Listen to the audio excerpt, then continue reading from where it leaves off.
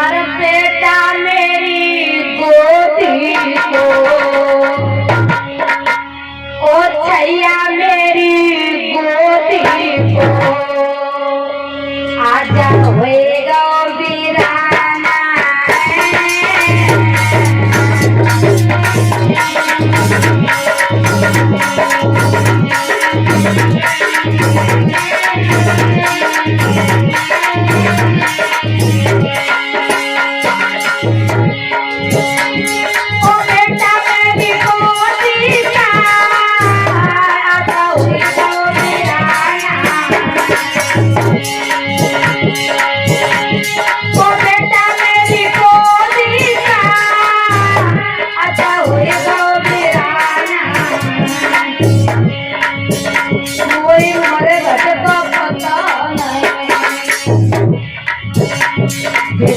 प्राण निकल गए मैया, आज बेटा के प्राण निकल गए।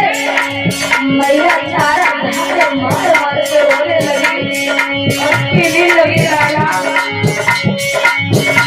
कोई मरे तो बचा हो रहा है, कायात लगाना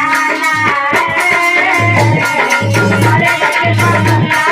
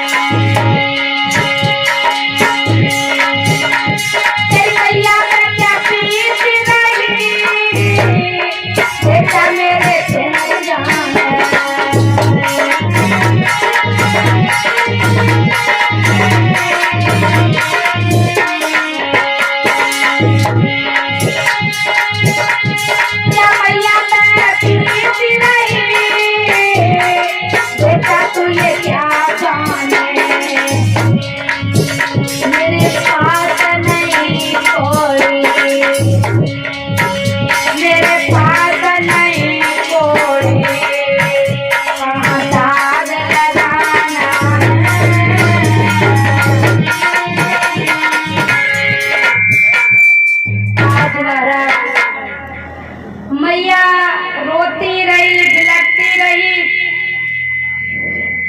और जिस समय मन में सोचने लगी है कि मैं यूं ही रोती रहूंगी तो मेरी लल्ले की मिट्टी खराब हो जाएगी, इसका मेरे अलावा कोई नहीं है।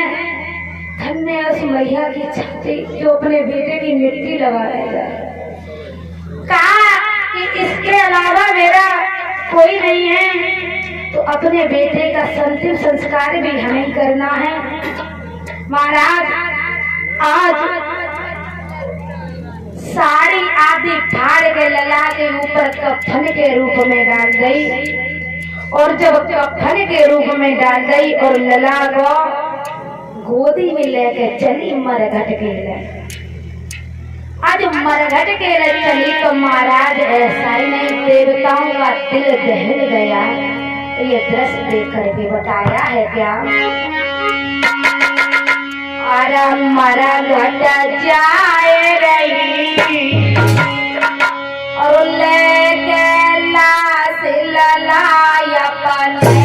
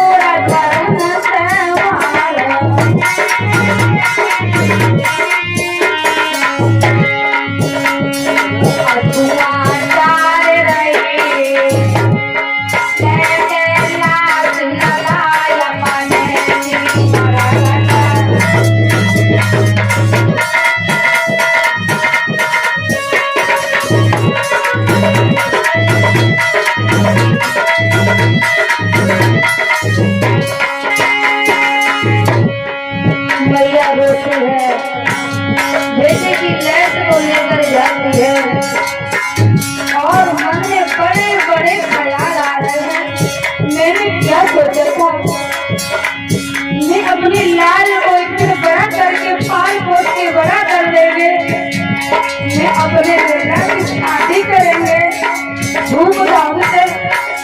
उसके बाद में एक सुंदर सी दुल्हन आएगी मेरे घर में, लेकिन मेरे सारा मनमान अधूरे रह गए। अरे यार तू जो लगा हमारे,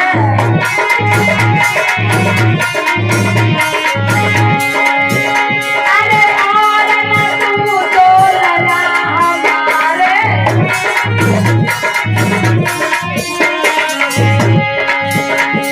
सारा आने लगी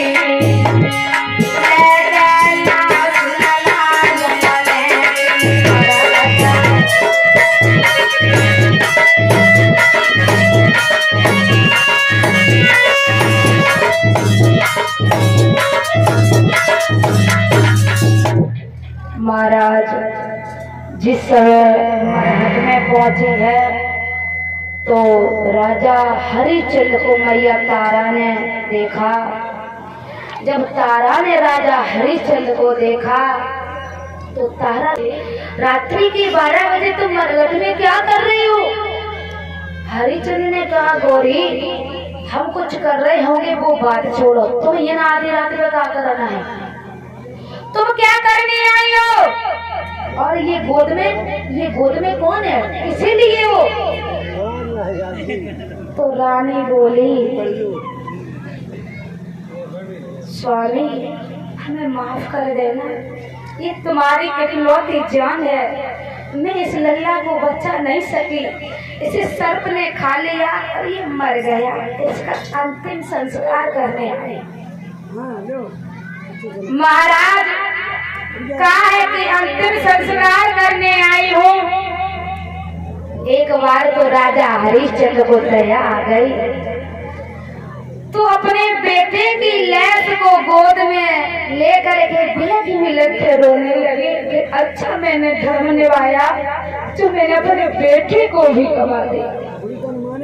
थोड़ी देर में महाराज दिमाग में झटका लगा कि अगर मैं दया करूंगा और मुझ पे इतनी दया आ जाएगी तो मेरा धर्म चला जाएगा, मुझे दया नहीं करनी चाहिए।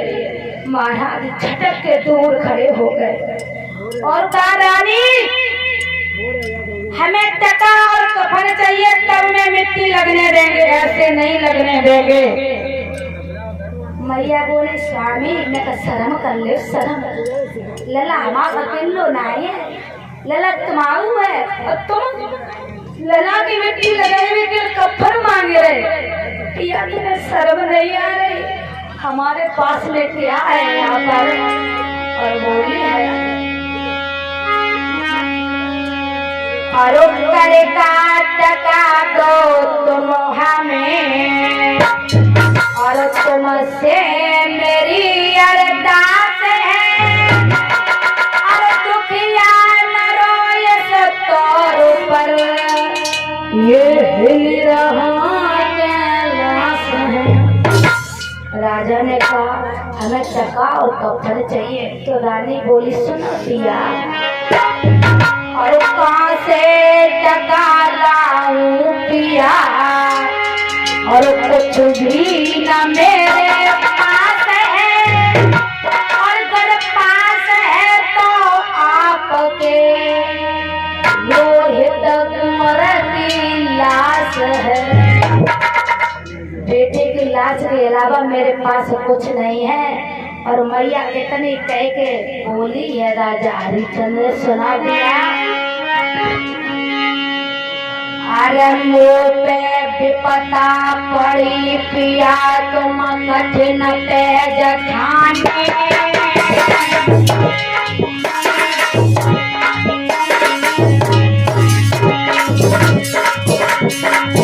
अरे चला जान दे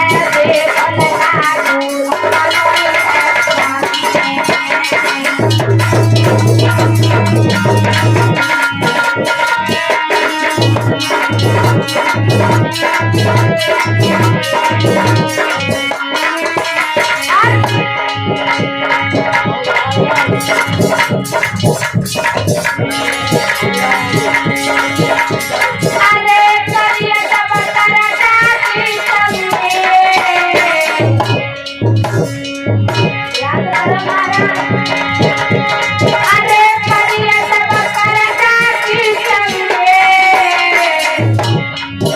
और उसके नीचे धर जाए भूप पे हुक्म करे बंसी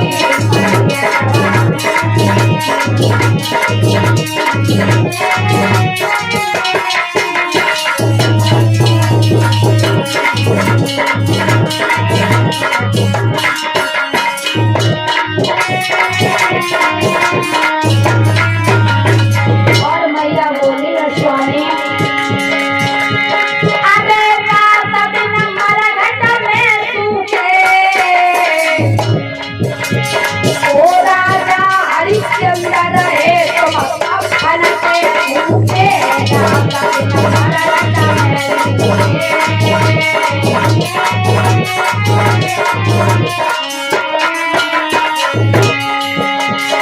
भैया पत्नी अपने पति को प्राणों से ज्यादा प्यार करती है और लेकिन जब उसके बेटे पे नौबत आ जाती है तो पत्नी पति के खिलाफ बोल जाती है।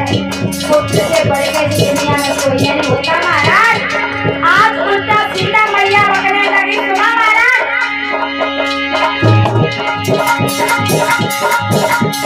अरे रात दिन मरघट में सूखे ओ राजा हरिश्चंद्र है तुम कफन के भूखे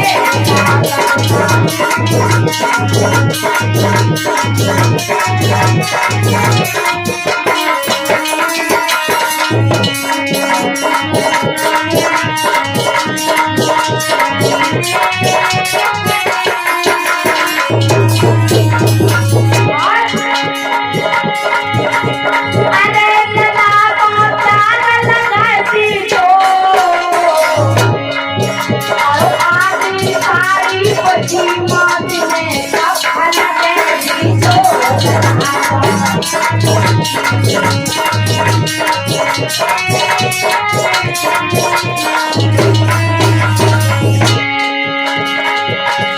अरे लगा पहुंचा लगाई तो और आदि सारी बची मौत में कफन के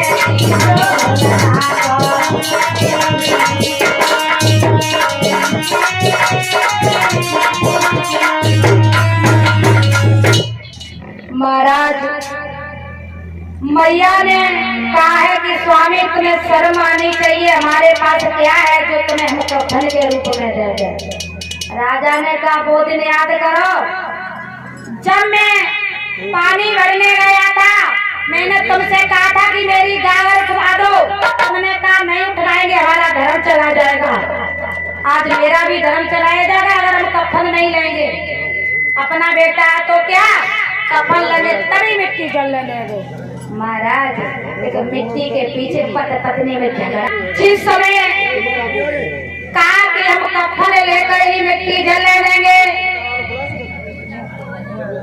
रानी ने कहा मेरे पास कफन नहीं है। तो उस दिन याद करो जिस दिन मैंने गागर उठवाने को कहा था, तुमने मेरी गागर नहीं उठवाई। तो रानी ने कही हमने गागर उठवाई जरूर नहीं, लेकिन मैंने तुम्हें उपाय बताओ तो पानी के अंदर घुस जाओ गागर उठाए लो। राजा कहने लगा मैं भी तुम्हें उपाय बता रहा हूँ। ये आधी साड़ी पहनी और जय हमें कफन के रूप में दे। महाराज मैया ने वो आधी साड़ी उतारी और कफन के रूप में दे दी। लल्ला की मिट्टी लगाई और मैया बेटी को बिलाज में रह गई। आधी साड़ी लला के ऊपर डाल दी थी, आधी साड़ी पति को दे गई।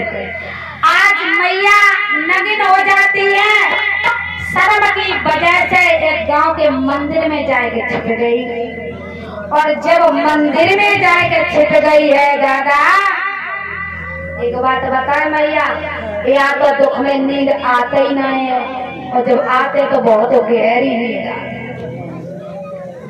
आज मैया सो जाती है तो भाई विश्वामित्र आकर के मैया के मुंह से खून लगा देते हैं और 2-4 बच्चे मार के मैया के पास लेटा दिए। जब महाराज 2-4 बच्चे मार के मैया के पास लेटा दिए हैं तो याद रखना इधर नगरिया ने टुकटुकी पिटा दी है कि काशी के लोगों अपने अपने बच्चों को संभाल के रखना, क्योंकि इस नगर में एक डायन आ गई, वो बच्चों को मार मार के खा रही है। इधर महाराज ये खबर कलुआ मेहतर को मिली, तो कलुआ मेहतर चला है, राजा हरिश्चंद्र से बोला है कि आप जाइए और उस डायन को मार करके आइए। महाराज राजा हरिश्चंद्र चले हैं तलवार लेकर के, और जैसे ही राजा हरिश्चंद्र ने तलवार निकाली है मारने के लिए, और जैसे ही रानी की शक्ल देखी, राजा हरिश्चंद्र कहने लगे रानी सोई रही। राजा हरिश्चंद्र बोले बारी रानी, तेरा पुत्र खत्म हो गया, इसका मतलब ये कि तू सबके पुत्रों को खाने लगी। आज हम तुझे जीवित नहीं छोड़ेंगे। मैया को कुछ पता नहीं, मैया आज हम तुझे जीवित नहीं छोड़ेंगे। जैसे ही तलवार मारने को हुए, उसी समय विश्वामित्र ने पीछे से कलाई पकड़, महाराज ठहर जाओ, इसी मारो नहीं, मैं तो तुम्हारी परीक्षा लेने आया था, और ये धर्मधाम राजपाट धन दौलत सब कुछ तुम्हारा था, तुम्हारा रहेगा, और आप हमसे जो मांगना चाहते हो मांग लो, हम तुम्हारे भक्ति से बहुत प्रसन्न है। राजा ने कही हम क्या मांग के करें तुमसे, हम तुमसे क्या मांगे, जब हमारा पुत्र ही नहीं दुनिया में, तुम किसके लिए क्या मांगे। तो विश्वामित्र ने कहा एक आवाज लगाओ अपने पुत्र को, अभी आता है। राजा हरिश्चंद्र ने एक आवाज लगाई, बेटा रोहिता, रोहिता सामने से खेलता हुआ आया, जी पिताजी, ताकि अब वरदान मांग लो। राजा ने कहा कि हम वरदान नहीं मांगेंगे, अगर वरदान मांगे तो मेरी पत्नी जिसने हमारे पीछे बड़े दुखों का सामना किया है। रानी ने कहा जी हम वरदान मांगेंगे। तो विश्वामित्र ने कहा मांगिए बेटी, क्या वरदान मांगोगे। रानी ने कहा स्वामी सुना, जब हम पृथ्वी पे जन्म लेके आए, तब हमें जोई लला और जय मेरे प्रिया में दूसरों नाम है, बस मुझे यही वरदान चाहिए। जब हम पृथ्वी पे जन्म लेके आए, मुझे यही पुत्र और यही पति मिले, दूसरे की जरूरत नहीं है।